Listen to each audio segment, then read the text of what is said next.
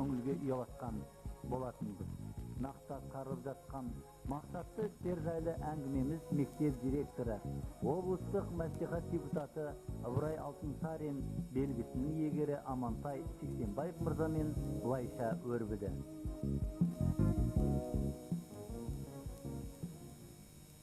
Үйге салынған жай. Мектеп жай негізінен типовой емес. Қасымызда тұрған 4 орта мектебіне балдар сыймайтын болғандықтан, сол кездегі аудан әкімшіліктері келісе отырып, осы жерден орталық мектеп ашқан болатын. Сөйтіп, 1984 жылы осы жерге көшіріліп келді. Ал 90 жылдан бастап бұл орта мектепте жұмыс істеп жатыр. Қазіргі 1998-99 оқырында 739 баламызды сабаққа тартып отырмыз. Оның 284 оқушысы бастауыш сыныптарда, 455-і 5-11 сыныптар аралығында оқиды. Сабақ 2 кезеңде жүргізіледі.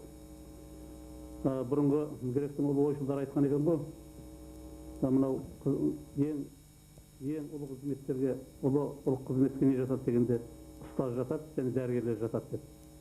Біздің мектепте қазіргі таңда 74 ұстаз бар, сабақ беріп жатқан. Яғни 31 класс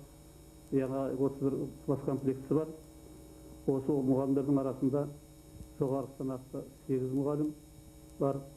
Қазақстан Республикасының озық білім берудің озық қызметкерлерінен 3 адам бар. Одан кейін Қазақстан Білім беру министрлігінің құрмет грамотасымен наградталған 1 мұғаліміміз бар. Жалпы мұғалімдердің жастың есепке алатын болсақ, жас деңгейі 30 пен 40 арасында. Сонымен бірге өте жас кадрларымыз да бар. Бұның бәрі де қазіргі заман талабына қарай жұмыс істей алады деуге болады. Озат мұғалімдерімізден атап өтетін болсақ, басқа сыныптарда жаңа айтып отқан Қазақстан Республикасының құрмет грамотасы алған Мұсаханова Майра, Қарабаева Күләш, одан кейін жаңағы Әбиева Дариға сынды, Исенбиева Ғалия сынды мұғалималарымыз бар. Ал енді жоғары сыныптардан алатын болсақ, пән мұғалімдерінен алатын болсақ, математика пәнінің мұғалімі Сәрсенова Оразкүл, биология, география пәнінің мұғалімі Шегебаев Қазылов, жас кадр Ауқатова Күземет деген қызымыз бар. Мектептің енді мынау оқу тәрбие жұмысының орынбасары, директорының орынбасары Исқақова Гүлжіба, бастауыш сыныптардың жөндеу орынбасары Бейбатыр Үсен, мектептің кәсіподақ ұйымының төрағасы Усманов Рахметулла, Тәлімбір Боранбаева Бақыт, және басқа яғни көптеген мұғалімдеріміз. Биыл тұңғыш мәрте осы аудан бойынша бірінші болып алдыңыздар ғой, қанша дана алдыңыздар? Жалпы сондай қандай тағда жабдықталған кабинеттеріңіз бар, кімдер соған жұмыс жасауда? Компьютер класына берілетін жабдықтар келесі алысыменен, оның негізінде қаржыландырып отқан Азия банкынан келіп жатыр. Қазақстан білім министрлігінің арнайы адамдары келіп, оның яғни қалай орнасу жөнінде нұсқауын беріп, сөйтіп оны кабинетке орнастырып беріп кеткен болатындығын. Содан кейін біз оны бірінші, яғни қыркүйекте жаңа жоғарыда айтқандай сабаққа қостық. Оны арнайы курстан 2 мәрте өткен. Жаңа арнайы мұғалім, жоғары санатты мұғалім, Қошанов Жандосменен Саттар Жоламан сабақ беріп жатыр. Ал енді ол компьютерге қажетті жабдықтардың бәрі бар. Енді мектеп өмірінде компьютермен жұмыс істеу бұрында болатын. Бірақ қазіргі бұл компьютердің бір ерекше жағдайы, лазерный компьютер дейді. Бұлар түрлі түсті, яғни экранда көрсетіледі. Одан кейін бұл жаңа компьютерлердің өте бір ерекшелік жағдайы, өте көп операциялар жүргізеді.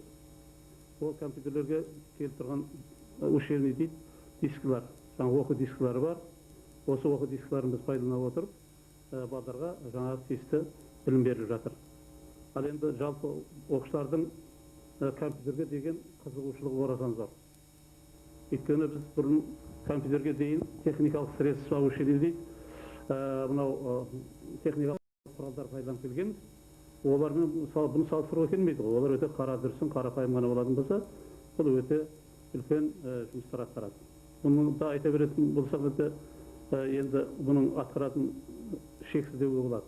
Бұл нағыз ғылымның өркениетті елдерде осыны пайдаланып келе жатқан ең ұлы үлкен жетістік болып есептеледі. Енді өркениетті елге ұмтылсақ, түбінде біз біліммен терең тұңғиығынан нәр алуымыз керек қой. Осы ретте болашақ білімді азаматта деп ойлаймыз. Осы ретте сіздерде қандай байланыстар? Енді ата-аналарменен бізде тұрақты байланыс жүріп жатады. 31 класстан, яғни сыныптан мектептің ата-аналар комитетіне бір мүше ұсынылған. Демек біз осы класс комитетінің яғни отырыстарын өткізіп отырамыз. Жасыратын жоқ, қазір бұрынғыдай мектепті ағымдағы жөндеуден, тіпті болмаса жаңағы үлкен жөндеу жұмыстарын бөлінетін қаражат бюджеттік саладан жоқ. Негізінен тікелей осының бәрінде ата-аналар комитетінің ықпалы арқылы ата-аналардың өз күшімен жүргізіп келе жатыр жылда. Ал енді оқушылар білім сапасына келетін болсақ, өткен оқу жылында бізде үздік аттестатпенен 2 оқушы бітірді. Ол 2 оқушының 2-еуі де жоғарғы оқу орнына түсті. Одан кейін 3 орталау негізгі мектеп дейді ғой енді. 9 класс бітірген 3 қыз бітірді. Енді оқушылар, олардың жаңа бірі өзіміздің оқуын жалғастырып жатыр, оның 2-еуі де жоғарғы оқу орнына түсті. Жалпы бізде өткен оқу жылында бітірген 11 класс бітірген оқушылардан 14 оқушы жоғарғы оқу орындарына түсті. Ол бітірген оқушылардың санымен салыстырғанда жақсы көрсеткіш деп айтуға болады. Президент жолдауының 1998 жылға берілген 8 тапсырманың біреуі балалар 8-ші тапсырмасы балалар сол мектепке тартылу жөнінде айтылған болатындығы. Ал енді біздің мектебімізде өз мөлтек аудан дейді, бөлініп берген мөлтек ауданында тартылмай қалған оқушылар жоқ. Барлығы да сабаққа толып тартылған, сабақ өткізіп жатыр.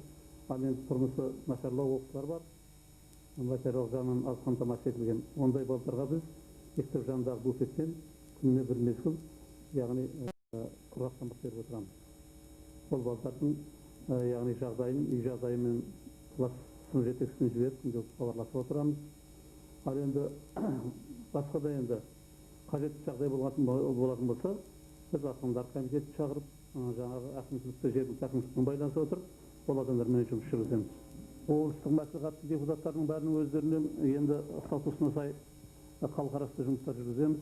Енді осы алғашқы 2-ші сессияда болған сессияның өзінде осы ауданның мынау осы 4 аймағы бойынша өзімізді 30-шы сайлау округтың одан кейін бөлген массивтер жөнінде біраз ұсыныстар айтқан болатынмын. Ол сессияда тыңдалған. Ал енді бұл кеудемде тұрған бұл оң жағындағы белгі келетін болсаң, бұл Ыбырай Алтынсарин атындағы медаль. Біздің ауданымызда мектептер республикалардың ішінде алғаш рет маған берілді. Өз арызымызбен жұмыс істеуіміз керек қой. Өйткені жаңа жоғарыда айтып өткендей ұстаздық еткен ол енді ұлы жаңағы гуманист қызмет деп атайды. Барлық мұғалімдер сол жағдайда жұмыс істеп жатыр. Әбеке, мынау сізге, сіз арқылы ұжымыңызға табыс тілейміз.